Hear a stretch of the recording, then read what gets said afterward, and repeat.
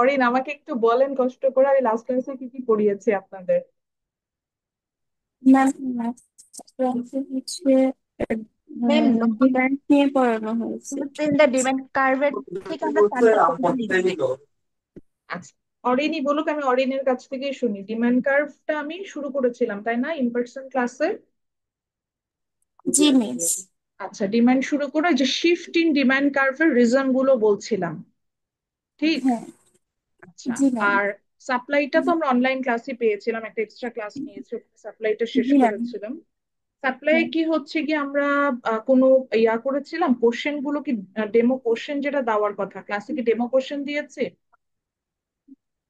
No ma'am ma'am. হচ্ছে সাপ্লাইয়ের এই যে দ্য ল অফ সাপ্লাই এটার হচ্ছে ডেফিনেশন দিতে নিয়ে হুম। পরের ক্লাসটা হয়েছে। আচ্ছা, তার মানে ওটার ইয়াগুলো দেই না, ওটাকে কি বলে, হ্যাঁ হ্যাঁ। ইনফরমেশন যেটা দেওয়ার সেটা দেই নাই। আচ্ছা, জি ঠিক ম্যাম। আছে, থ্যাংক ইউ থ্যাংক ইউ, বুঝে গেছে কতটুকু পড়ে আছে।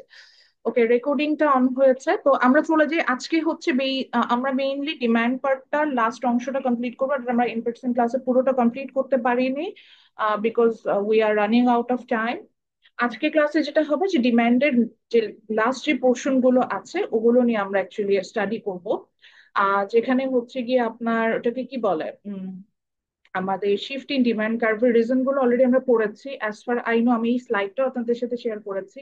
আমি অনলাইন ক্লাসে বলছি so that it will give you the reference. আবারও বলছি, এই স্লাইডটা শুধুমাত্র আমি ক্লাস নেওয়ার জন্য বানিয়েছি, মানে এটা পড়ার মতো কোনো স্লাইড না। মানে পড়া বলতে বোঝাচ্ছে যে এখান থেকে যে আপনি পড়বেন এই কাজটা করেন না প্লিজ।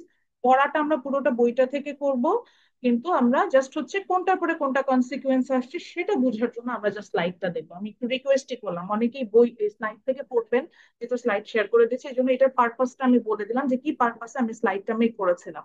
তো আমরা এই চ্যাপ্টারের শুরুতে কিন্তু মার্কেট সম্পর্কে জেনেছিলাম, বলেছিলাম যে মার্কেট যদি সিম্পলি বলতেছে বায়ার সেলারের মিট হবে, তারা গুডস এন্ড সার্ভিস এক্সচেঞ্জ করবে, এই সিচুয়েশনটাকে আমরা ইকোনমিক্স এর ভাষা আবারও বলছি, not according to the marketing or finance or management, different wing a different ভাবে মার্কেটকে ডিফাইন করে, বাট কোর কনসেপ্টটা সেম, বায়ার সেলার দেখা হবে বা গুড এক্সচেঞ্জ হবে এরকমই।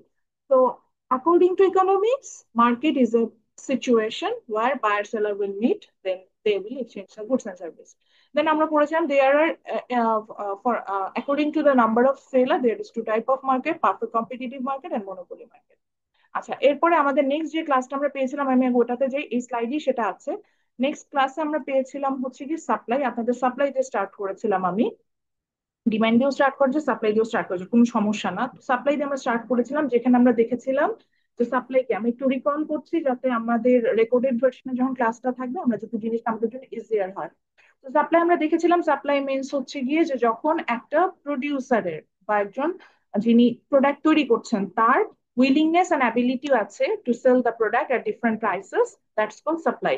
তো ফর এক্সাম্পল ধরলাম অরিন ইজ এ প্রডিউসার, সে কিছু প্রোডাক্ট তৈরি করছে, ধরলাম যে সে তার একটা ফার্ম আছে এবং সেই ফার্মে সে প্রোডাকশনে যাচ্ছে হচ্ছে গিয়ে আপনার rice and vegetable. So different different প্রাইসে যতটুকু রাইস এবং ভেজিটেবল সে সাপ্লাই দিতে চাবে এবং যতটুকু রাইস এবং ভেজিটেবল তৈরি করার তার অ্যাবিলিটি আছে, এই এই অ্যামাউন্টটাকে আমরা সাপ্লাই বলেছিলাম। দেন আমরা দেখেছিলাম there is a positive relationship with supply and the price level. That is, positive relationship means এটা একই ডিরেকশনে যাবে। আমরা আমাদের মনে রাখার সুবিধার্থে মনে রেখেছিলাম যে it's a kind of good relationship. I mean, যখন আমাদের অ্যাফেয়ার হয় আমরা দেখা যায় একটা ভালো রিলেশনশিপে থাকি, তো তখন দেখা যায় যে আমরা একই ডিরেকশনে দুজন সঙ্গে পছন্দ করি পার্টনারের সাথে, তো এই জায়গাটাকে আমরা একটা পজিটিভ সম্পর্ক ধরি। তো এখানেও দেখা যাচ্ছে যে সাপ্লাইয়ের প্রাইসের সাথে পজিটিভ রিলেশন আছে। মানে এটা কি, when the price increases supply also increases, when the price decreases supply also decreases. So we can see this from this figure, আমরা যেখানে দেখেছিলাম যে like at the upper point the price is really high like P1, and in that point the quantity also really high, that is Q1. So when the price is really high, quantity is also high, এরকম একটা বিষয়। তো সেখান থেকে আমরা যেন একটা supply, law of সাপ্লাইতে আসছিলাম। আবারও বলছি, ল অফ সাপ্লাই যখন আমরা দিব, যদি আমি কোশ্চেন করি পরীক্ষায়, তাহলে অবশ্যই যাতে সাপ্লাই কার্ভটা ড্র করি। তো এখান থেকে আমরা ল অফ সাপ্লাইতে আসছিলাম, ওই যে আমরা একটা ইনফরমেশন মাথায় ঢুকেছি, if other things remaining same, এরকম একটা কথা। So if other things remaining same, when the price increases, supply also increases. বা আমি যদি এত কিছু বলতে না চাই, আমরা এখান থেকেও একটা লিখেছি, এটাও বলতে পারি, যেমন when এটাকে আমরা বলেছিলাম হচ্ছে যে at higher price quantity supply also higher, বা large amount of quantity will produce, এই যে এরকম করেও আমরা কিন্তু ইনফরমেশনটা, মানে আমাদের লটা যেটা আছে সেটা আমরা হচ্ছে গিয়ে দিতে পারি। আচ্ছা, নেক্সট আমরা পড়েছিলাম যে যদি আমি সাপ্লাইটাকে কনসিডার না করি, আবারও আসছি, সাপ্লাই প্রাইসটাকে কনসিডার না করি, তখন সাপ্লাইটা বিভিন্ন কারণে চেঞ্জ হতে পারে। আমরা শুধু এখানে ছবিটাই গেছি, আমি চেঞ্জেস এর রিজন গুলো ক্লাসে, অনলাইন ক্লাসেই বুঝিয়েছে, আমি লিখেও দিয়েছিলাম। আমি এখন বইটা দেখে দেখাচ্ছি কোথায় ছিল, তারপর আমি পয়েন্ট গুলো বলছি, যাদের কাছে লেকচার আছে তারা একটু মিলিয়ে দেখেন। তো সেখানে আমি রিজন গুলো হচ্ছে গিয়ে এমন বলেছিলাম যে ওয়েদার কন্ডিশন ছিল প্রথমে।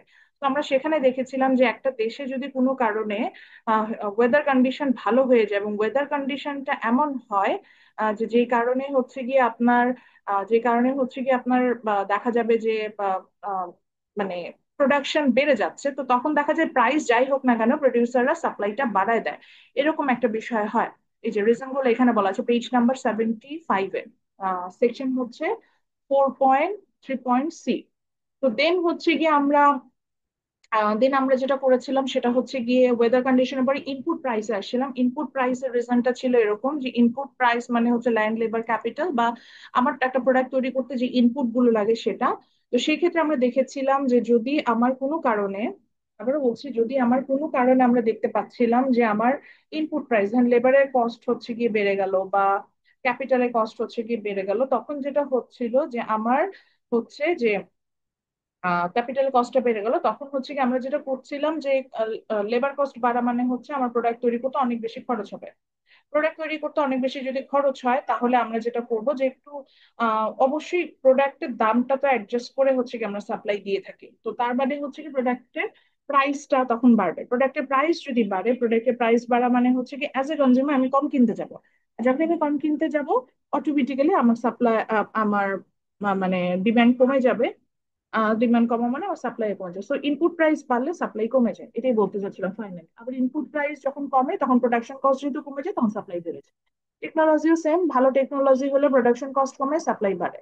আবার খারাপ টেকনোলজি হলে প্রোডাকশন কস্ট হচ্ছে গিয়ে আমার কি হয়, কমে যায়, তখন প্রোডাকশন কস্ট কমে যায়, তারপরে হচ্ছে গিয়ে বেড়ে যায়, তখন হচ্ছে গিয়ে আমার সাপ্লাই কমে যায়। এক্সপেকটেশন ছিল ভবিষ্যতে দামের প্রতি expectation, that means expectation for the future price. তো সেখানে দেখা যায় ভবিষ্যতে যদি কোনো কারণে দাম কমার সম্ভাবনা থাকে, আমি যদি বুঝি অ্যাজ এ সাপ্লায়ার যে এক সপ্তাহ পরে দাম কমে যাবে, তখন আমি কি করবো, প্রেজেন্টে আমার যা স্টক আছে আমি এটা ক্লিয়ার করতে পারি, আমি সেল করে দিতে চেষ্টা করবো। আবার যদি এমন হয় যে আহ, আমার এটাকে কি বলে, যে আমি প্রেজেন্ট টাইমে আমার কোনো কারণে সাপ্লাইটা আমি কোনো কারণে বুঝছি এক সপ্তাহ পরে প্রোডাক্টের দাম বাড়বে, তাহলে আমি যেটা করবো যে আমার হাতে এখন যে প্রোডাক্ট আছে স্টক করে রাখবো, সাপ্লাই দিব। আর সবচেয়ে বড় যে কথাটা ছিল যে নাম্বার অফ সেলার, মানে যে কারণে বাংলাদেশে আসলে এগুলো কোনো ল কাজ করে না, এটা হচ্ছে number of seller. Number of সেলারের ক্ষেত্রে আমরা দেখেছিলাম যে মার্কেটে যদি সেলারের সংখ্যা বাড়ে, অবশ্যই তারা বেশি বেশি সেল করতে যাবে। তারা যখন বেশি বেশি সেল করতে যাবে তখন হচ্ছে গিয়ে আমাদের কি বলছে, আমাদের হচ্ছে গিয়ে তখন তখন আমরা হচ্ছে সাপ্লাই বাড়াই দেবো, নাম্বার অফ সেলার মানে সাপ্লাই কম। তো এই ছিল মোটামুটি সাপ্লাই থেকে বিষয়, যেটা আমরা রিকল করে আসলাম। ডিমান্ডটা জাস্ট পড়াচ্ছি, তো ডিমান্ডটা আমরা রিকল পরে করবো। ডিমান্ডটা ছিল হচ্ছে পেজ নাম্বার 72, আর উপরে মানে 72 তে হচ্ছে যে ফিগারটা ছবিগুলো ছিল। তো আমি একদম টু দা পয়েন্টে বলি, এই আমাদের বইয়ের যে ফিগার 3 ওখানে হচ্ছে শিফট ইন ডিমান্ড কার্ভ এর জায়গাটা ছিল, যেটা আমরা হচ্ছে লাস্ট ক্লাসে অফ করেছি। আর বাকি অংশগুলো আমরা আজকে হচ্ছে গিয়ে পড়বো। লাস্ট ক্লাসে অ্যাজ ফার আই রিমেম্বার আমি দুইটা পয়েন্ট নিয়ে আলোচনা করছি, যে দুটো পয়েন্ট অনলাইনে করা যায় না সেই দুটো পয়েন্ট আমি আসলে আলোচনা করে ফেলেছি। প্রথম পয়েন্টটা ছিল হচ্ছে গিয়ে আপনার, মনে আছে কারোর, দেখি কেউ একটু বলতে পারে নাকি? ইনকাম। Exactly, income. আর সেকেন্ড পয়েন্টটাও এক্সপ্লেন করেছিলাম, মনে আছে? Price of the related goods. মানে আচ্ছা, আমি ইনকামটা, যে আমার মনে ইনকামটা সবাই, price of the related goods নিয়ে আমি আরেকবার একটু আলোচনা করবো। আচ্ছা, তার আগে এই যে দেখেন এই ছবিটাই নেক্সট লাস্ট দিন আমি ক্লাসে এঁকেছিলাম এবং বলেছিলাম যে রাইট ওয়ার্ডে গেলে, ডান সাইডে গেলে আমরা এটাকে বুঝি যে there is a increase in, যেটাকে বলা যায় ইনক্রিজ ইন ডিমান্ড কার্ভ। যে ডান সাইডে গেলে আমরা বলি যে বাড়ছে, ডান সাইডে গেলে বাড়া বুঝি, আর বাম সাইডে গেলে হচ্ছে গিয়ে কমা বুঝি, কমে যাচ্ছে এরকম। আচ্ছা, তো এবার চলে আসি হলো এটা কি বলে, price of the related goods. আচ্ছা, রিলেটেড গুডস একটু বুঝে নিই। রিলেটেড গুডস বলতে অ্যাকচুয়ালি কি বোঝাচ্ছে? রিলেটেড গুডস বলতে বোঝাচ্ছে যে একটা প্রোডাক্ট যখন আমরা ইউজ করি, এই প্রোডাক্টটা একটা ইউজ করতে পারি না। প্রোডাক্ট বলেন মানে গুডস বলেন আর সার্ভিস বলেন, একটা ইউজ করা সম্ভব হয় না। এর সাথে কোনো না কোনো প্রোডাক্ট রিলেটেড থাকে। আমি একটু রিলেশনশিপটা একটু বুঝাই বলি। যেমন ধরেন আমি এখন ক্লাস নিচ্ছি, I am using my laptop.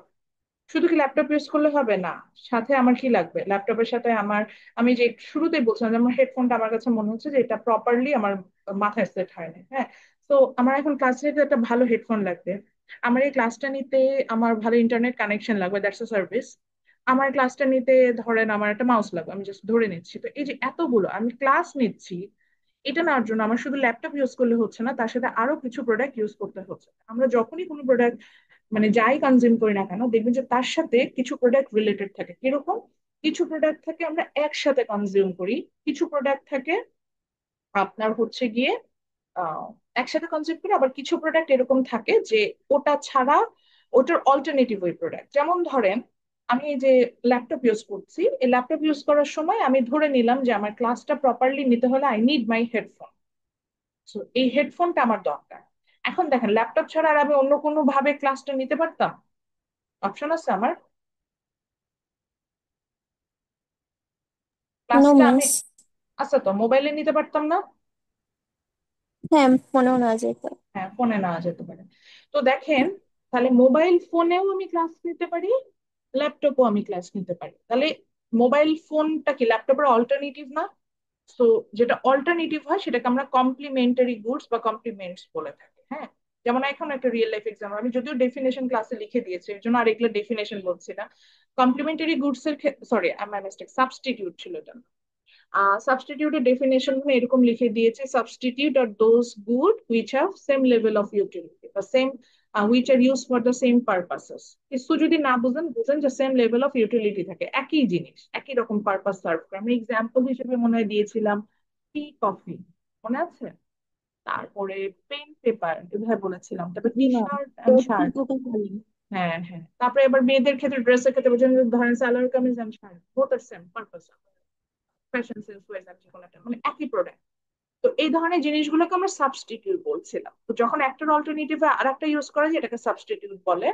R complimentary goods কি, যে আমার ল্যাপটপ আর আমার হেডফোনটা হচ্ছে কমপ্লিমেন্টারি গুডস, যেটা একসাথে আমি দুটাকে কনজিউম করছি। তো এই সাবস্টিটিউটে বলেন আর কমপ্লিমেন্টারি গুডসে বলেন, আমাদের এখানে যেটা হয় যে আমি যখন একটা প্রোডাক্টের দাম নির্ধারণ করতে যাব, প্লিজ আজকের ক্লাসে একটু কনসেন্ট্রেশন দেন, আজকের ক্লাসে খুব জরুরি বিষয় পড়াচ্ছি, যেটা আমার শুধু ক্লাসের না, আমরা অনেকেই ইন ফিউচার মানে আমি যেটা হয় আমাদের কারিকুলামটা হচ্ছে, আমরা হয়তো নাম শুনে থাকবো, আমাদের কারিকুলামটা হচ্ছে ওবিই বলে, outcome OBE, outcome based education. এই টাইপস এ আমরা, আমি নিজে হাতে আমার কোর্স আউটলাইন গুলোকে এইভাবে মেক করেছি। তো আউটকাম বেসড এডুকেশনের মেইন মোটোটাই হচ্ছে গিয়ে আপনার যে এখানে আপনাকে হচ্ছে এখানে আপনাকে হচ্ছে কি বলবো যে এমন কিছু শেখানো হবে যেটা আপনাকে লাইফ লং লার্নার হিসেবে হেল্প করবে। লাইফ লং এখান থেকে আপনি হচ্ছেন গিয়ে লাইফ লং আপনি হচ্ছেন গিয়ে এখান থেকে কি বলা যায়, মানে আপনি আপনার লাইফে এটা ইমপ্লিমেন্ট করতে পারবেন। আজকে যে বিষয়গুলো পড়াচ্ছি না ডিমান্ড সাপ্লাই নিয়ে, আমি বলেছিলাম এটা মানে খুব ইম্পর্টেন্ট চ্যাপ্টার। আমি এটা হচ্ছে গিয়ে মানে দেখবেন যে আপনি যখন প্রাইসিং করতে যাবেন আপনাকে চিন্তা করতে হবে, তারপর আপনি যখন একটা প্রোডাক্ট কিনতে যাবেন আপনি এগুলো চিন্তা করবেন, ইভেন অ্যাজ এ সাপ্লাই আপনি যখন সাপ্লাই দিতে যাবেন। যেমন আমি যে সাবসিডিয়ারি কমপ্লিমেন্টারি গুডস এর কথা বলছি, কারণ আমরা অনেকে বিজনেস করি। এখন আমরা যখন বিজনেস করি আমরা অন্য পেজে, ধর আমি ধরলাম অনলাইনে বিজনেস করি, আমি অন্য পেজে প্রোডাক্টটা কি সেল হচ্ছে, ওইটা কিন্তু আমার সাবসিডিয়ারি সিমিলার প্রোডাক্ট। তো ও কি প্রাইসে সেল করছে তার সাথে কম্পিটিটিভ ভাবে এটা প্রাইস, অর্থাৎ ওইভাবে কিন্তু আমাকে চিন্তা করতে হয়। তারপরে হচ্ছে গিয়ে কমপ্লিমেন্টারি গুডস, ধরেন আমি এখন একটা পেজে আমি সেল করি হচ্ছে সালোয়ার কামিজ, এর সাথে বেটার সালোয়ার কামিজটা, ধরেন আমি একটা পেজে সেল করি একটা ফুড দিয়ে বলি তাহলে বুঝতে সুবিধা হবে। ধরেন আমি একটা পেজে সেল করি হচ্ছে টি, টি লিভ যেটা চা পাতা, ধরেন চা পাতা সেল করছি। এখন এই পেজে যদি চা পাতা সেল বেড়ে যায় তার মানে হচ্ছে গিয়ে মানুষ তো চা পাতা এমনি খাবে না, চাটা বানাবে কিছু একটা দিয়ে। তো ওখানে যদি আমি বলি যে আমি আমার পেজে অর্গানিক সুগার সেল করছি বা অর্গানিক মধু সেল করছি, ওটারও কিন্তু সেল বাড়বে সাথে সাথে। তাহলে দেখেন একটা ডিসিশন কিন্তু আমি জাস্ট এখান থেকে জানলাম যে কমপ্লিমেন্টস, চা পাতা আর চিনি কমপ্লিমেন্টারি গুডস একসাথে ব্যবহার করতে, চা চিনি দিয়ে বানাবে। আর তার চায়েরও সেল বাড়লো, তার মানে চিনিরও সেল বাড়বে। তাতে ওইভাবে একটা মার্কেটিং স্ট্র্যাটেজি দাঁড় করে নি। এইভাবে দেখেন সবগুলো পয়েন্ট আর তার রিয়েল লাইফে কাজে লাগবে সেইভাবে হিসেব করে হচ্ছে মেক করা হয়েছে। স্টাডি ডিজাইনটাই আমরা এইভাবে করেছি। ওই জন্য হঠাৎ করে মনে হলে একটু আজকের ক্লাসটা মনোযোগ দিয়ে, আজকের ক্লাসটাও ইন্টারেস্টিং, প্লাস অনেক কিছু শেখা যাবে। তো আবার যাই তাহলে, একটা প্রোডাক্টের ডিমান্ড অ্যাকচুয়ালি ডিপেন্ড করে যে ওই প্রোডাক্টের অল্টারনেটিভ কি প্রোডাক্ট আছে, অথবা ওই প্রোডাক্টের সাথে আমি কি ব্যবহার করে থাকি সেটা। আমি এটা এখন লেখার সুযোগ নাই, সুযোগ নাই বলতে আমি এখন আসলে এই করে লিখলে আর তারা বুঝবেন না বিধে আমি লিখছি না, এখনো লিখবো এখনই। তো সেখানে আমি মানে ক্লাসে এইভাবে লিখেছিলাম। দাঁড়ান আমি একটু স্পেস করে নিই, কারণ এখানে হচ্ছে স্লাইডটা ছোট। আচ্ছা, এইভাবেই লিখতে থাকে। তো সেখানে মনে হয় আমি এরকম লিখেছিলাম যে ধরেন আগে সাবস্টিটিউটে আসি, সাবস্টিটিউট হিসেবে হচ্ছে কফিতে গেলাম। তো যদি কফি প্রাইস অফ কফি যদি বাড়ে, অর্থাৎ ইনক্রিজ করে, তাহলে আমরা কি দেখেছিলাম যে এর সাবস্টিটিউট কে, সাবস্টিটিউট মানে যেটা অল্টারনেটিভ, সাবস্টিটিউট হচ্ছে টি গিয়ে আপনার টি। আমরা দেখেছিলাম না ডিমান্ড অফ যে টি ইনক্রিজ করবে। হ্যাঁ ডিমান্ড ফর টি, যে exactly madam, thank you. Demand for demand of tea আমরা দেখেছিলাম যে এটাকে আমরা দেখেছিলাম ইনক্রিজ করছিল, মানে বাড়ছিল। ওটা আপনি লেখা যায়, আমি জাস্ট আমার শর্টকাটে লেখার জন্য আমি লিখলাম। কেন হচ্ছিল? খুব সিম্পল। কফির দাম বাড়া মানে অ্যাজ এ কনজিউমার আমি কফি কম কিনবো, দাম বেড়ে গেছে আমি কম খাবো, সহজ কথা। তখন আমি কি করবো? আমি অল্টারনেটিভ সার্চ করবো না? তাহলে অল্টারনেটিভ কি? টি। আমি টির ডিমান্ড বাড়াই দিব, সিম্পল। এখন ধরেন পেপসির দাম বেড়ে গেল, আমি পেপসি খাবো না, না খেয়ে আমি মজু খাবো। মজুর দাম বাড়লে উল্টা করবো, মজু খাবো না, না খেয়ে পেপসি খাবো। তারপরে ধরেন আমি দেখলাম যে ধরেন আপনি বলেন যে মানে অনেক প্রোডাক্ট আছে অল্টারনেটিভ নাই, তখন কি করে? কাছাকাছি অল্টারনেটিভ, ক্লোজ সাবস্টিটিউট বলে এটাকে আমরা, কাছাকাছি যে অল্টারনেটিভ থাকে সেটা কনজিউম করার চেষ্টা করি। ধরেন কোনো কারণে চালের দাম বেড়ে গেল, চালের তো অল্টারনেটিভ আসলে হয় না। আপনি বলতে পারেন ম্যাডাম আটা, হুইট এরকম, মানে ফ্লাওয়ার যেটা হচ্ছে এটা হতে পারে। হ্যাঁ, তখন আমরা কি করবো? আমরা চাল না খেয়ে আটা খাবো, মানে ক্লোজ সাবস্টিটিউট। আচ্ছা, চাল আটা দুটোরই দাম বাড়লো, তখন কি হয়? তখন এদের অল্টারনেটিভ যে ক্লোজ সাবস্টিটিউট, আমরা তখন আলু আলু খাবো, বা তখন আমরা হচ্ছে ভেজিটেবল খাবো, মানে এই ধরনের বিষয়গুলো হচ্ছে ওগুলো ডিমান্ড বাড়াই দেবো। ক্লোজ সাবস্টিটিউটে তখন ডিমান্ড বাড়ে। উল্টা, এখন যদি কোনো কারণে কফির দাম কমে যায়, তাহলে আমরা আবার চা খাবো না, তখন আমরা কফি খাওয়া শুরু করবো। তো তখন যেটা হবে যে ডিমান্ড ফর কফি ডিক্রিজ, এরকম হবে। আচ্ছা, এরপরে আসি হচ্ছে কমপ্লিমেন্টারি গুডস। কমপ্লিমেন্টারি গুডস এর ক্ষেত্রে আবার ওই ঝামেলাটা অন্যরকম। ধরে নিলাম যে কফি অ্যান্ড হচ্ছে গিয়ে আমার সুগার, সুগার, আচ্ছা কফি না দিই, কফি আর সুগার দিয়ে বুঝে তো সমস্যা, পেন দিয়ে লিখি, ক্লাসও মনে পেন দিয়ে লিখছিলাম। আচ্ছা, কোনো কারণে পেনের দাম বেড়ে গেল, কলমের দাম বেড়েছে, কলম আমরা কি ইউজ করি? খাতা লেখার পারপাসে ইউজ করি না? তো কলম আর খাতা দুটো অল্টারনেট মানে কমপ্লিমেন্টারি কোর্স একসাথে ব্যবহার করি। কলমের দাম বেড়ে গেছে, কলম কিনবো না। কলম না কিনলে আমার খাতা দরকার আছে, খাতাও কিনবো না। তো তখন কি হবে? পেপার, যেটাকে আমরা বলছি ডিমান্ড অফ পেপার। যেহেতু কলমের দাম বেড়েছে, কলম কম কেনা শুরু করলাম, তার মানে তখন আমি পেপারও কিনবো না, পেপার ডিমান্ড ফল করবে। সিম্পল। ধরেন চায়ের দাম বলো, চায়ের সাবস্টিটিউট হচ্ছে গিয়ে সুগার, চায়ের দাম বাড়লো, চা খাবো না, চা না খেলে সুগারও খাওয়া দরকার নেই, সে সুগারের ডিমান্ডও ফল করবে। বা ধরেন চায়ের সাথে সাবস্টিটিউট হচ্ছে আমার কমপ্লিমেন্টারি গুডস হচ্ছে টি, বিস্কিট, চায়ের দাম বাড়লো, চা খাবো না, তার সাথে বিস্কিট আছে, বিস্কিটও ওরা খাওয়া দরকার নেই, বিস্কিটের ডিমান্ডও ফল করে যাবে। এইভাবে হচ্ছে গিয়ে সাধারণত শুধু একটা প্রোডাক্টের দাম না, ওর সাথে ওর যে রিলেটেড গুডস গুলো থাকে তার উপরে ডিপেন্ড করেও আমরা অনেক সময় আমরা একটা প্রোডাক্টের প্রাইস ডিপেন্ড করে, এই জন্য এটাকে বলছে প্রাইস অফ রিলেটেড গুডস, এরকম ভাবে আছে প্রাইস অফ রিলেটেড গুডস। আচ্ছা, এরপরে আসলে হচ্ছে গিয়ে আমাদের ইয়াতে করতে আসবে, টেস্টে চলে যাই। হ্যাঁ, টেস্টটা খুব মজার ব্যাপার। সাথে পয়েন্ট, টেস্ট পয়েন্টটা লেখার সাথে সাথে অবশ্যই খাতায় লিখবেন।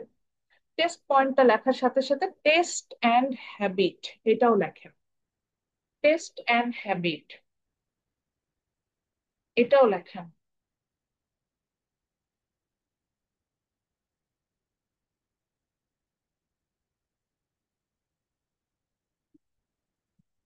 টেস্ট অ্যান্ড হ্যাবিট লিখেছেন?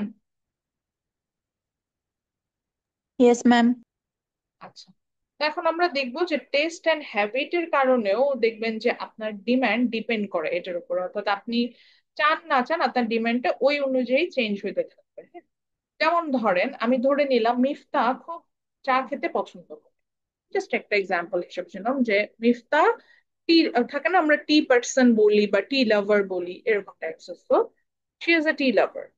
এখন যখন সে টি লাভার, এখন চায়ের দাম যাই হোক না কেন, ও কিন্তু ওর এই এটা মানে স্কিপ করতে পারবে না। ধরা যাচ্ছে যে উনি যদি প্রতিদিন চা না খায় ওনার মাথা ধরে যায়, মানে এরকম হয়। উনি বললো যে ম্যাডাম আমি ক্যাফেইন না নিলে আমার স্টাডি করতে পারি না, আমার মাথা টাথা ঘুরে যায়, আমার প্রতিদিন কি কনজিউম করতে হয়। তো এখানে আমি যেটা দেখতে পাচ্ছি, sorry, এখানে আমরা যেটা দেখতে পাচ্ছি, আমাদের ডিমান্ড অনেক ক্ষেত্রে দামের উপর না নির্ভর করে টেস্টের উপরে বা ফ্যাশন সেন্সের উপরে বা আমার হ্যাবিটের উপর ডিপেন্ড করে। কিরকম যে নিশটা টি লাভার, তার মানে আমি চায়ের দাম যদি 10 টাকা কাপের জায়গায় 20 টাকাও হয়, নিশটা কিন্তু টি কনজিউম করবো, কিন্তু কফিতে যাবে না। আবার ধরেন এখনকার সময় ট্রেন, মানে এটা ওর টেস্ট বা এটা ওর হ্যাবিট, তো ও এটা মেনটেন করবে। ধরেন আমরা অনেকে আছেন, আমরা বলি যে আমরা বাসে চড়তে পারি না, আমি সিএনজিতে আসি, বা আমি বাসে সাফোকেটিং লাগে, আমি সিএনজি বা রিক্সা ইউজ করি। তো রিক্সা ভাড়া যাই হোক না কেন বা সিএনজি ভাড়া যাই হোক না কেন, বাসের ভাড়া যতই কমে যাক না কেন, ওই পার্সন কিন্তু সিএনজি ব্যবহার করবে, বিকজ তার হ্যাবিট হচ্ছে কি বাস সে ইউজ টু না। এটাই হচ্ছে গিয়ে ব্যাপার। সো প্রাইস এখানে ডিপেন্ড করে না, ডিপেন্ড করছে আমি কোনটাতে ইউজ টু, আমার হ্যাবিটটা। যেমন ধরেন এখনকার ট্রেন্ড কি, এখন ট্রেন্ড হচ্ছে একটা লং টাইপের ড্রেস পরা, লং কামিজ শার্ট গুলো একটু লং। একটা সময় ট্রেন্ড ছিল হচ্ছে শর্ট কামিজ শর্ট শার্ট, এই টাইপের ট্রেন্ড। তো এখন ফ্যাশন সেন্স যেহেতু লং টাইপস এর কামিজের দিকে, প্রাইস যাই হোক না কেন আমি কিন্তু লং কামিজই কিনবো বা লং শার্টই কিনবো, বা এই ধরনের ট্রেন্ড ওয়াইজই রাখবো। এখন কিন্তু লং কামিজ বলেন যে পাকিস্তানি স্টাইলের বা ছেলেদের যে লং শার্ট গুলো যেগুলো একটু খোলা হয়, সেগুলো কিন্তু প্রাইস কম্পারেটিভলি আমি মার্কেটে গেলে বেশি দেখি। তো তারপর কিন্তু আমরা ওটা কিনছি, বিকজ এখনকার স্টাইলিংটাই ওরকম। সো ডিমান্ড অনেক সময় ডিপেন্ড করে হচ্ছে গিয়ে আপনার টেস্ট, ফ্যাশন বা আহ আপনার ইয়ার উপরে, হ্যাবিটের উপরে। So what ever the price is, if it goes with your test, আপনি কিন্তু ওটাই কনজিউম করবেন, আপনার প্রাইসের উপর ডিপেন্ড করবে না। এইটুকু মনে রাখলেই হবে। সো এই যে দেখেন, এখানে বলছে যে most obvious determinant of your demand is your taste. If you like ice cream you buy more of it. মানে এটাকেই বলছে যে আপনি আইসক্রিম পছন্দ করেন, আইসক্রিমের দাম যাই হোক না কেন আপনি আইসক্রিম খাবেন, তা থেকে কনজাম্পশন থেকে একটু কমাতে পারেন। আচ্ছা, এক্সপেকটেশনের জায়গায় আমি এখানে একটু লিখবো, এক্সপেকটেশনের জায়গায় শুধু এক্সপেকটেশন তো, এখানে আমরা কি লিখবো, এক্সপেকটেশন হবে না, expectation for the future price, এরকম হবে না ওই সাপ্লাইয়ের মতো।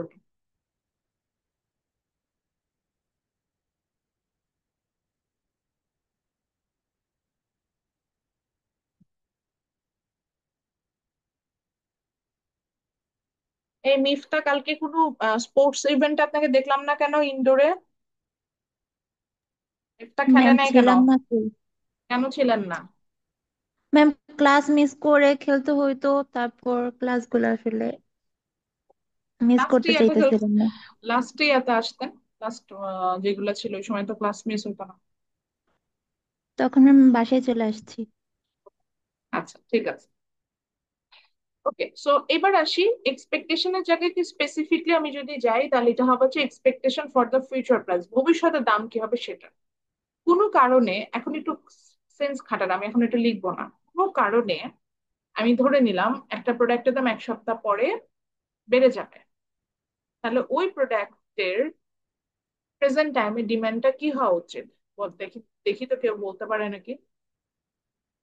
1 সপ্তাহ পর একটা প্রোডাক্টের দাম ধরেন আমি ধরলাম 100 টাকা, 1 সপ্তাহ পর এটা দাম হয়ে যাবে 500 টাকা, প্রেজেন্টে আমি তাহলে কি করবো?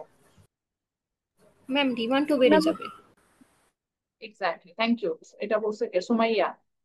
প্রেজেন্টে ডিমান্ডটা বেড়ে যাবে, প্রেজেন্টটা বলছি দাঁড়া, প্রেজেন্টে ডিমান্ডটা বেড়ে যাবে। ধরেন আপনি জানেন, সাপোজ আপনি একটা আইসক্রিম খেতে পছন্দ করেন, এটার দাম প্রেজেন্ট টাইমে 10 টাকা, নেক্সট উইক এটার দাম হয়ে যাবে 500 টাকা।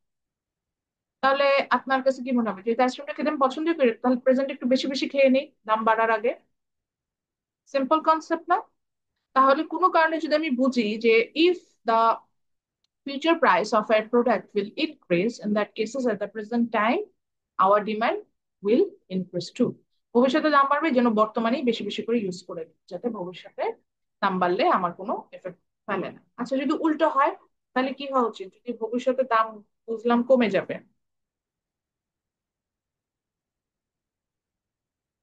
আমি বুঝলাম যে ভবিষ্যতে তাহলে ডিমান্ড কমে যাবে বর্তমানে। হ্যাঁ, আমি বুঝলাম যে ভবিষ্যতে আমার দাম কমে যাবে। তাহলে আমি বর্তমানে কি করবো, ডিমান্ড বর্তমানে কমাই দিব। কারণ হচ্ছে ধরেন আবার আইসক্রিমের ক্ষেত্রে আসলে আইসক্রিমের দাম হচ্ছে 500 টাকা, আমি জানি এক সপ্তাহ পর এটার দাম হয়ে যাবে 50 টাকা, তাহলে আমার এখন 500 টাকা দিয়ে আইসক্রিম খাওয়া দরকার আছে? দরকার নেই, আমি কিনবো না। So আমার ডিমান্ড কমে যাবে প্রেজেন্ট টাইমে, এটি খুব ইজি না? আচ্ছা, এটা একটু লিখে নেই। আচ্ছা, লাস্ট পয়েন্ট হচ্ছে নাম্বার অফ বায়ার্স। এটা বোঝার জন্য একটা সিম্পল এক্সাম্পল দিই। ধর বাংলাদেশে 18 কোটি মানুষ আছে, নাম্বার অফ বায়ার্স মানে কতজন ক্রেতা আছে বাজারে। তো ধরে নিলাম বাংলাদেশে 18 কোটি মানুষ আছে, এর মধ্যে ধরলাম 15 কোটি মানুষ হচ্ছে ক্রেতা, কিনে। হ্যাঁ, এরকম। তো 18 কোটি মানুষের মধ্যে যদি 15 কোটি মানুষ কেনাকাটা করে, তাহলে ধরলাম যে 15 কোটি মানুষ প্রতিদিন আহ এক একটা করে কলম কিনছে, তাহলে কয়টা কেনা হচ্ছে? 15 কোটি কলম কেনা হচ্ছে। এখন ধরেন আমরা মালদ্বীপসে চলে গেলাম। মালদ্বীপসে যে দেখলাম যে মালদ্বীপসের হচ্ছে আপনার ক্রেতার সংখ্যা 5 লাখ, তাহলে তারা যদি প্রতিদিন একটা করে কলমও কিনে, তাহলে কয়টা কলম কিনে? 5 লাখ কলম কিনে। তাহলে একটু কম্পেয়ার করেন তো, কোথায় 18 কোটি, কোথায় 5 লাখ।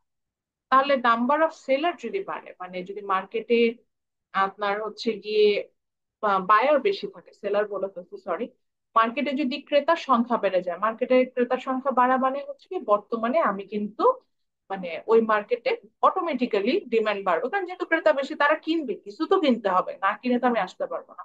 আমার মার্কেটে যদি ক্রেতার সংখ্যা কোনো কারণে কম থাকে, তাহলে অটোমেটিক্যালি মার্কেটে ডিমান্ড ফল করে। ওই যে আমরা কিছু হলে বলি না বাংলাদেশে কোনো পলিসি কাজ করে, যে এত কিছু বললাম এগুলো বাংলাদেশ খুব কম ক্ষেত্রে কাজ করে। কারণটা কি? কারণ বাংলাদেশের ক্রেতার সংখ্যা এত বেশি, এই যে 18 কোটি মানুষই ক্রেতা, সবাই তো আমাদের কিছু না কিছু ডিমান্ড আছে, তো আমাদের বাংলাদেশে মানে ক্রেতার সংখ্যা এত বেশি, এই কারণে হচ্ছে গিয়ে ভাই আমাদের মানে মার্কেট কন্ট্রোল করা যায় না। এই যে এইভাবে বলে মার্কেটটা কন্ট্রোল করা যায় না, সবাই কিনতেছে, মানে প্রাইস বাড়লেও কিনে প্রাইস কমলেও কিনে, যে এরকম। কারণ এটা হচ্ছে নাম্বার অফ বায়ার ইন।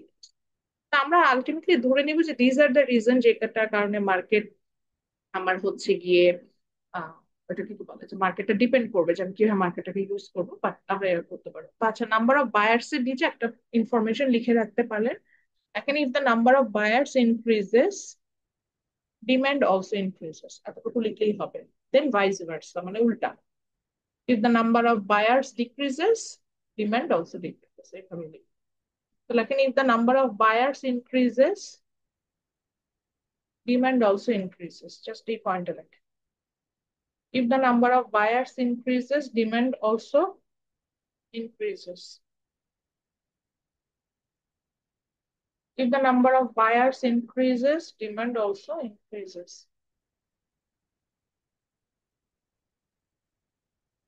লিখেছি? Yes ma'am.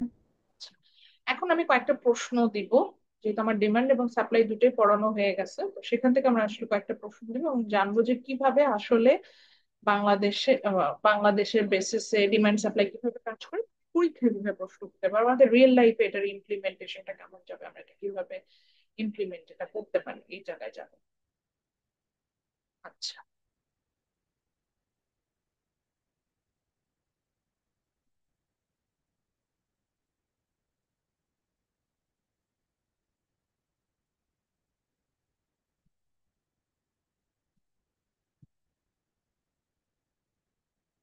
ওকে, কোশ্চেনটা দিয়ে আচ্ছা, প্রথমে আসি হচ্ছে ডিমান্ড থেকে প্রশ্ন কিরকম করতে পারি। তো ডিমান্ড থেকে প্রশ্ন হচ্ছে, প্রথমে আসি যে ডিরেক্ট প্রশ্ন কোনটা করবো। ডিরেক্ট প্রশ্ন করা দুইটা প্রশ্নই আছে যেটা ইউজুয়ালি করে থাকি। একটা হচ্ছে define demand and define law of demand. Demand বা ল অফ ডিমান্ড দুইটাই যদি প্রশ্ন করি, সেক্ষেত্রে আমরা ছবিটা যেটা আছে আমাদের সেটা আঁকবো, যে ডিমান্ড কার্ভের যে ছবিটা আমি দেখাই দিচ্ছি বইয়ের ফিগার নাম্বার 1, এটা আমরা আঁকবো। এবং একে ডিমান্ড বলতে যেটা বুঝি, ওই দুইটা পয়েন্ট থাকলেই হবে, যে willingness to buy and ability to buy, এই দুটো হলে হবে। এন্ড ল অফ ডিমান্ড যেটা আছে, যে প্রাইস বাড়লে ডিমান্ড ডিমান্ড কমে, প্রাইস কমলে ডিমান্ড বাড়ে, এটা লিখে দিতে পারলেই হবে। ওকে, সো এটা ছিল বিষয়।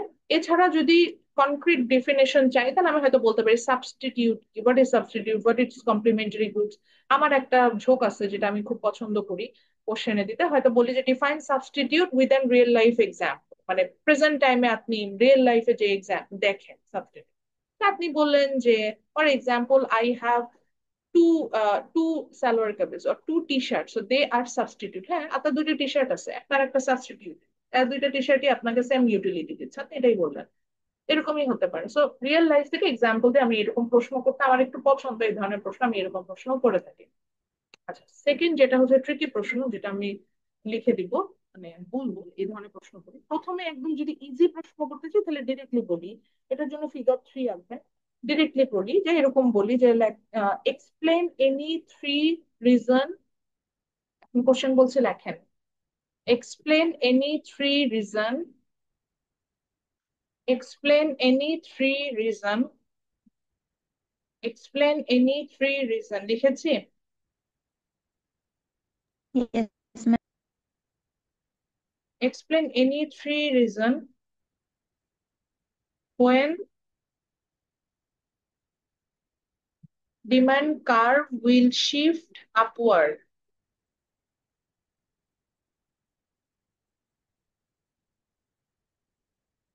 Explain any three reason when demand curve will shift upward. Explain any three reason when demand curve will shift upward.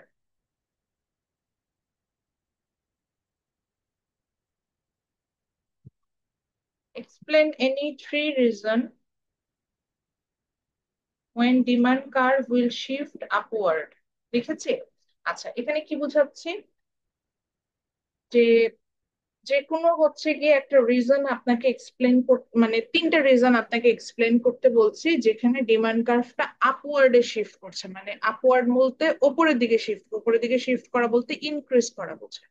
এত কঠিন ভাবেও যদি না বলতে চাই তাহলে এই কোশ্চেনটাই লিখতে পারি যে explain any three reason when demand curve will increase বা ডিমান্ড উইল ইনক্রিজ, এরকম। আচ্ছা, সো ডিমান্ড বাড়লে তিনটা রিজন বলো, কোন তিনটা রিজন? আপনি ইনকাম বলতে পারেন, expectation for the future price বলতে পারেন, রিলেটেড গুডস বলতে পারেন, নাম্বার অফ বায়ার বলতে পারেন, যে কোনো তিনটা রিজন। এই যে এখানে পাঁচটা রিজন বলা আছে, পাঁচটার মধ্যে যে কোনো তিনটা রিজন আপনি বলে অ্যান্সারে যেতে পারেন। এটা গেল একটা ওয়ে।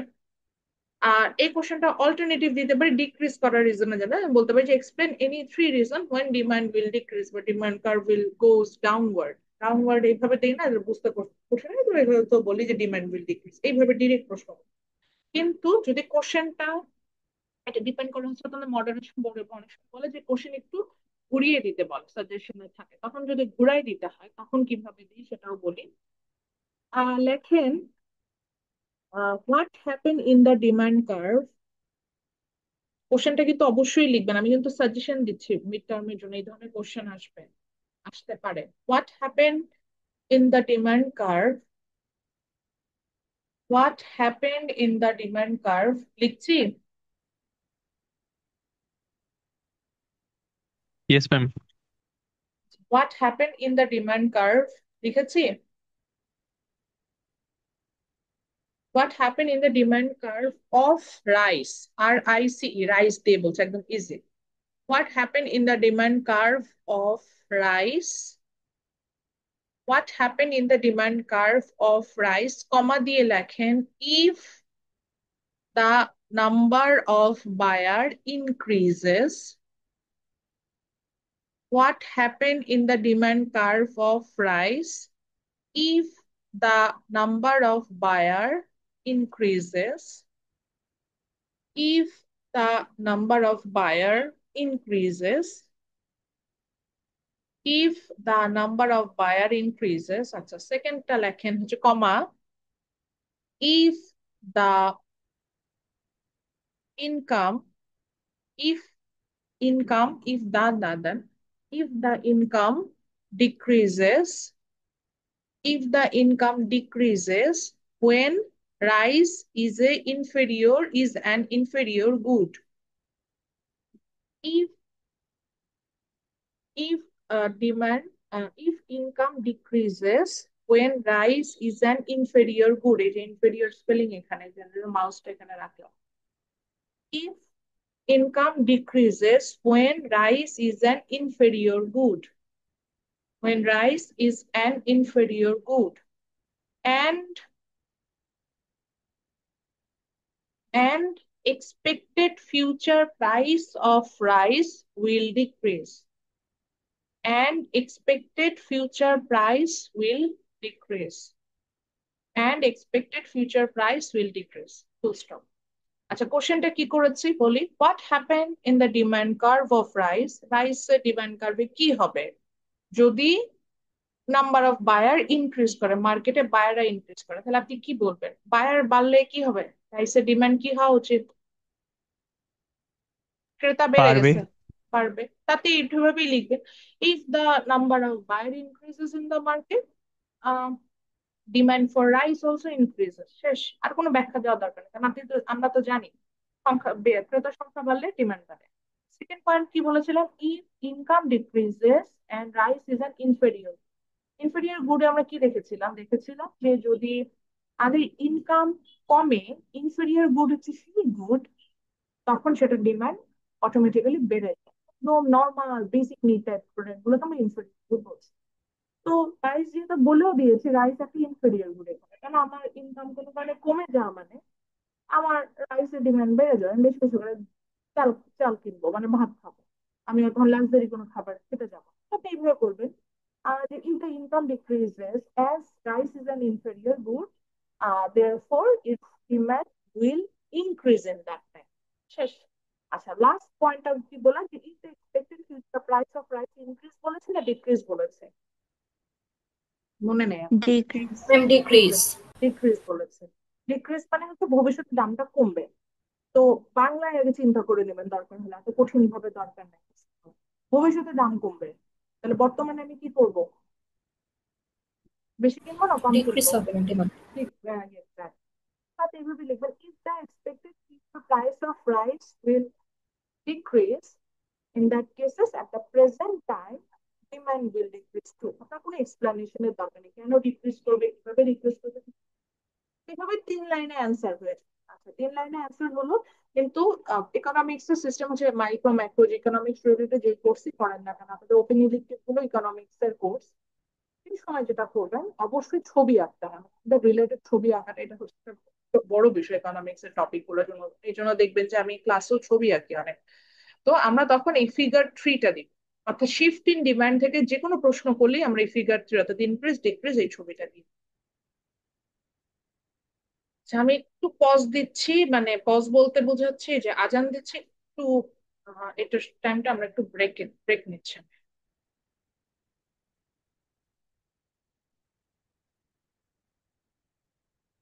এই থেকে কোশ্চেন দিব, যে সাপ্লাইয়ের কোশ্চেন গুলো কেমন হবে।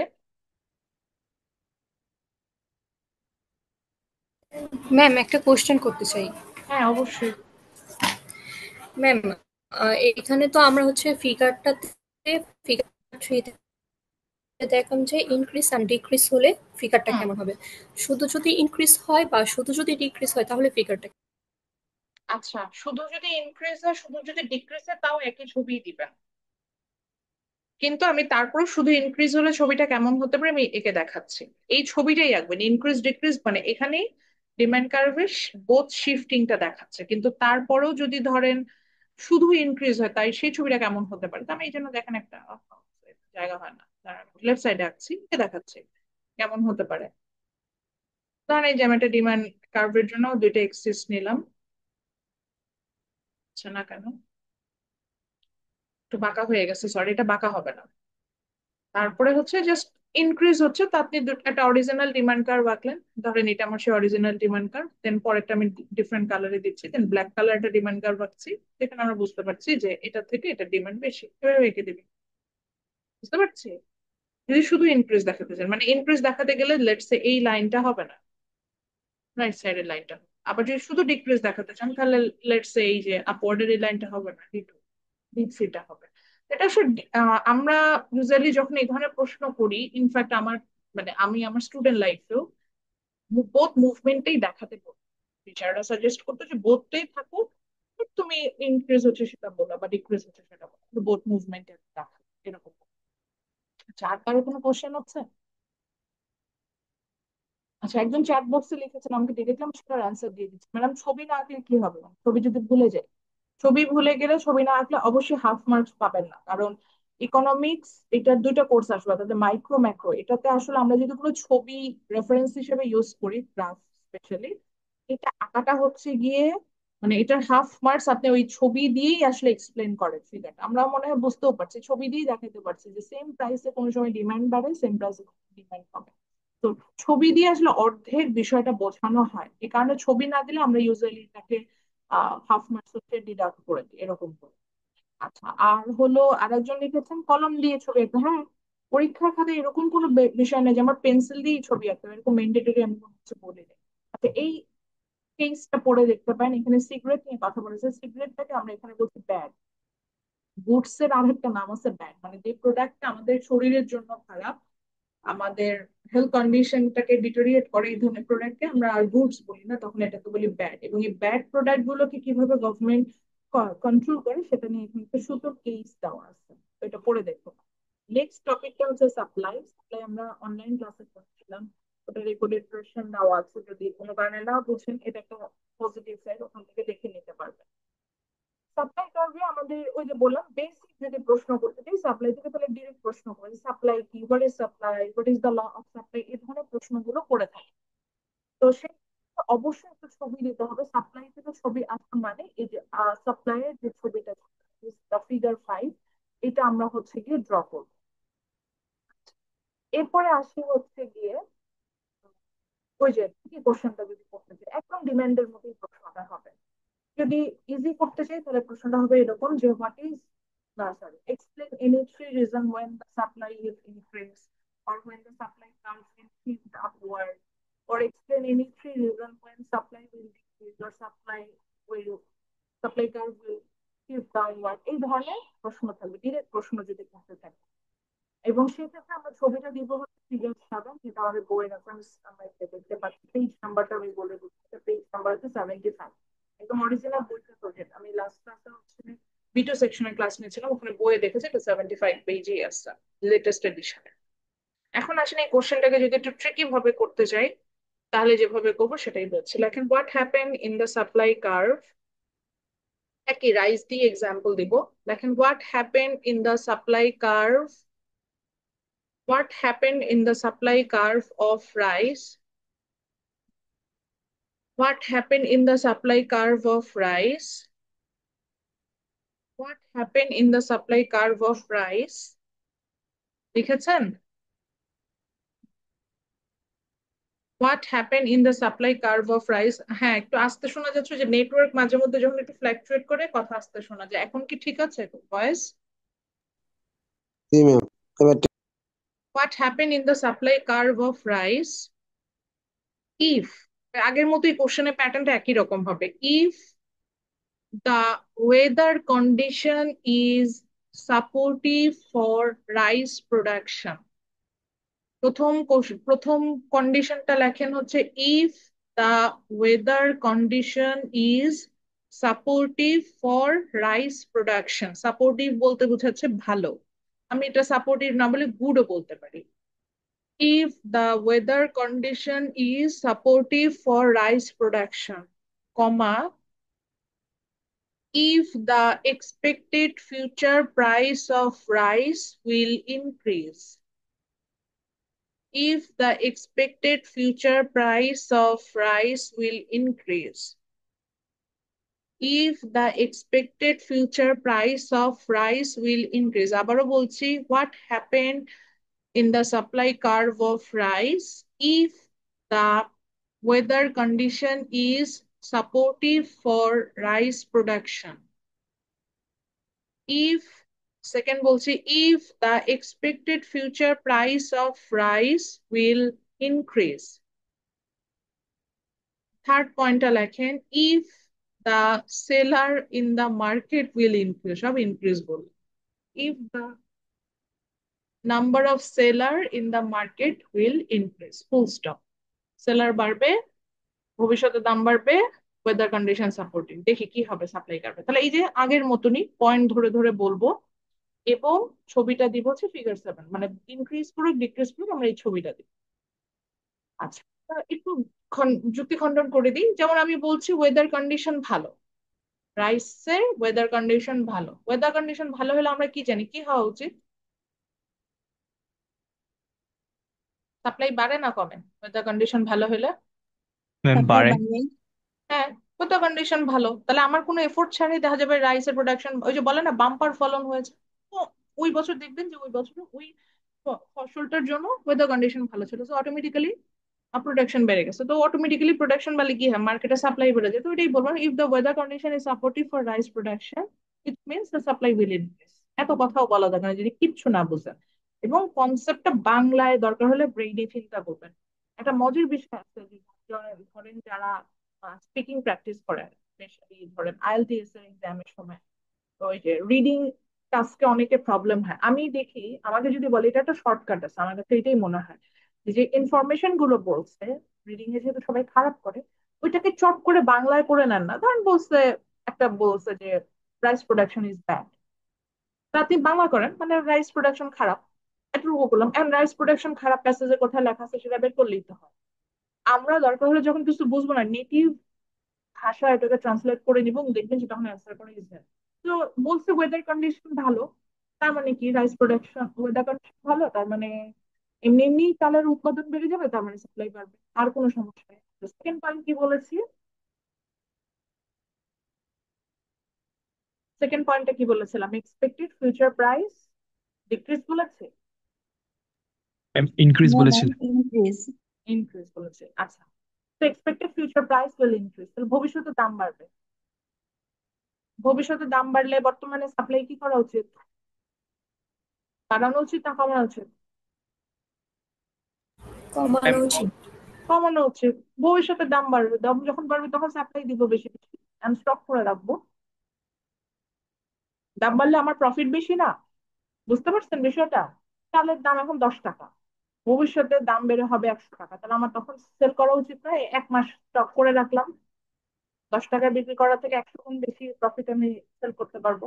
আর থার্ড পয়েন্ট কি বলেছিলাম, নাম্বার অফ সেলার বাড়বে বাজারে, বা নাম্বার অফ সেলার বাড়লে তো অটোমেটিক্যালি সাপ্লাই বাড়বে, বুঝতেই পারছি। আচ্ছা, তো এটাই ছিল হচ্ছে ডিমান্ড সাপ্লাই থেকে মোটামুটি প্রশ্ন। এরপরে আমরা ইকুইলিব্রিয়াম যেটা ছিল সেটাও আমরা অনলাইন ক্লাসে করেছিলাম। তারপর আমি একটু বলে নিই, যদি এই ছবিটাই সেদিন ক্লাসে এঁকে দেখিয়েছিলাম, যে যদি মার্কেটে আমরা হচ্ছে গিয়ে ওটাকে কি বলে, অ্যাজ ইট ইজ আপনার মার্কেটটাকে রাখি, মার্কেটটাকে রাখি বলতে বুঝাচ্ছি যে মার্কেটে ডিমান্ড সাপ্লাইটাকে যদি অ্যাজ ইট ইজ যেতে দেই, তাহলে দেখা যায় যে সাপ্লাই কার্ভটা হচ্ছে এটা আপওয়ার্ড স্লোপিং কার্ভ, মানে দাম বাড়লে সাপ্লাই বাড়ে, দাম কমলে সাপ্লাই কমে। আর ডিমান্ড কার্ভ হচ্ছে এটা ডাউনওয়ার্ড স্লোপিং কার্ভ, অর্থাৎ দাম বাড়লে ডিমান্ড কমে, সরি ওটা বলছি, দাম বাড়লে হ্যাঁ দাম বাড়লে ডিমান্ড কমে, আর দাম কমলে ডিমান্ড বাড়ে। তো এরকম একটা অপোজিট ডিরেকশনে দুটা কার্ভ, মার্কেটে যদি কোনো রকম কোনো ইনফ্লুয়েন্স না থাকে, ছেড়ে দেই, তাহলে ওরা একটা পয়েন্টে দুজন ইকুয়াল হয়, অর্থাৎ দুজন সমান হয়ে যায়, যেখানে সাপ্লাই এবং ডিমান্ডটা সমান হয়, যে পয়েন্টে দুজন পাস করেছে। এই পয়েন্টটাকে আমরা বলি ইকুইলিব্রিয়াম। খুব সহজ ভাবে বলতে গেলে যেখানে সাপ্লাই আর ডিমান্ড সমান, এইটাই ডেফিনেশনে দেওয়া, যে equilibrium is a situation in which market price has reached at the level where at which quantity supplied equal the quantity demand. আচ্ছা, এত কঠিন ভাবে না গেলেও মাথায় রাখেন, equilibrium is the point where quantity supplied is equal quantity demand. এত যদি না মনে রাখতেন তাহলে বলবেন যে equilibrium is the point where supply is equal to demand, এতটুকু বললেও কনসেপ্ট। আচ্ছা, আমরা মনে করি না, যেমন ধরেন কালকে আমি চাল কিনে আনলাম বাসার জন্য, চালের কেজি ছিল 94 টাকা, আমি কিছুক্ষণ বসে বসে চিন্তা করলাম, তার মানে আমার সাপ্লায়াররা 94 টাকা হলে চাল সেল করবে, আমি এজ এ কনজিউমার 94 টাকা হলে চাল কিনবো, এরকম একটা ব্যালেন্সিং পয়েন্ট আসবে বলে এটার দাম 94 টাকা। 94 টাকা হচ্ছে ইকুইলিব্রিয়াম। তো আসলে বোঝাতে চাচ্ছি, এটা আমার জন্য অনেক হিউজ মনে হচ্ছে, কিন্তু আদার্স কনজিউমারদের জন্য হয়তো এটা হিউজ নাও হতে পারে। তো মার্কেটে ইকুইলিব্রিয়াম পয়েন্ট যেটা হয়, সেই পয়েন্ট থেকে যে প্রাইসটা আসে সেটাই আমাদের মার্কেট প্রাইস। তো মার্কেটে যদি একটা প্রোডাক্টের দামটা দেখবেন, বুঝবেন যে ওটার ডিমান্ড আর সাপ্লাই সমান এই পয়েন্টে, তো ওখান থেকেই মার্কেট প্রাইস বা ইকুইলিব্রিয়াম প্রাইস আসে। তো মার্কেট প্রাইসেরও কিন্তু আরেকটা নাম হচ্ছে ইকুইলিব্রিয়াম প্রাইস। ওকে, আবার একইভাবে মার্কেটে যতটুকু প্রোডাক্ট, আপনার ইকুইলিব্রিয়াম কোয়ান্টিটি আছে, সেখানে তার কোয়ান্টিটিটা সমান হচ্ছে। ওকে, সো আজকের মতো আমি এতটুকুই আজকে পড়াবো। নেক্সট ক্লাসে আমাদের আমরা বিফোর মিড টার্ম আমরা আরো 2টা ক্লাস পাবো ইনশাআল্লাহ। তো নেক্সট 2টা ক্লাসে আমরা অ্যাকচুয়ালি হচ্ছে পড়বো এলাস্টিসিটি এন্ড ইটস অ্যাপ্লিকেশন। আর লাস্ট ক্লাসে আমি অবশ্যই কিছু কি পয়েন্ট বলে দিব, টপ কি টপিক বলে দেবো স্পেশালি, যেটা পড়লে আপনাদের মোটামুটি কমন পেয়ে যাবে। আমাকে এখন একটু টাইম অ্যালাউ করেন, আমি একটু অ্যাটেন্ডেন্স